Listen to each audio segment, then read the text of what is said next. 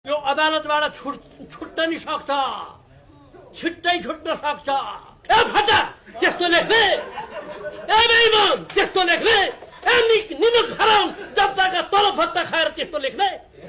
रविले चाहिँ नि के पनि गरेका छैन है, सहकारीमा पनि उसैले लेख्ने, अनि रविलाई कारबाही गर्नुपर्छ है भनेर पनि उसैले लेख्ने। यो जस्तो नालायक प्रतिवेदन संसदीय इतिहासमा कहिले पनि आउँदैन। 40 वर्ष भयो वकालत पेशामा गरे। एउटाले गर्नुपर्ने काम, कानूनले एउटाले गर्नुपर्ने काम त्यसले नगरिकन अरू कसैको दबावमा, अरू कसैको सिफारिसमा, अरू कसैको जालझेलमा मुद्दा दायर गर्यो भने त्यो मुद्दाले ठाउँ लिँदैन।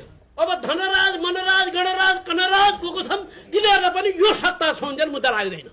अहिले यो जुन भद्रगोल भएको छ नि, जुलुस गर्ने, नारा गर्ने, अब विभिन्न प्रकारका चाहिँ नि देशभरिको जनमत दुई भाग लाग्ने, देशभरिको जनमत बन्डा हुने, कारबाही गर्नुपर्छ भन्ने एक थरी, खबरदार कारबाही गर्नु हुँदैन भन्ने एक थरी। यसको मुख्य कारण स्रोत चाहिँ संसदीय समितिको प्रतिवेदन हो।